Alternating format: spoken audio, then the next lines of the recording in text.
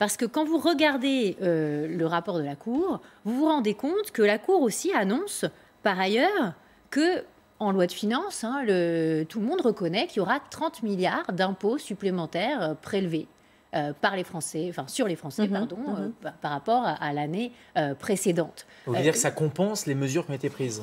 C'est-à-dire que j'ai l'impression que personne n'a lu ce rapport jusqu'au bout, quoi. C'est-à-dire qu'on s'est arrêté à la page qui dit ah bah oui, il y a des 7 milliards de baisse d'impôts, mais on n'a pas regardé que finalement, dans ces baisses d'impôts, on a finalement, en gros, l'addition des baisses qu'on connaît, c'est-à-dire revenir sur la hausse de CSG pour ceux qui avaient des petites retraites, etc., baisser de 5 milliards l'impôt sur le revenu, tout ce qui va se passer en 2020, qui est la suite de ce qui s'est passé en 2019.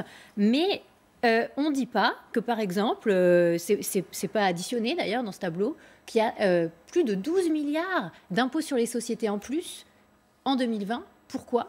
Parce qu'il y a une augmentation du prélèvement d'impôt sur les sociétés qui est lié à la transformation du CICE en baisse de charge. Et finalement, à la fin, les Français, ils vont payer quand même beaucoup plus d'impôts en 2020 qu'en 2019. Pourtant, on nous a dit l'inverse.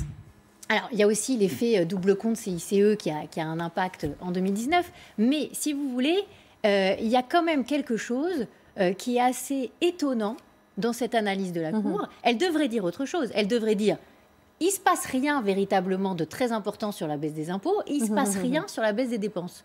Voilà.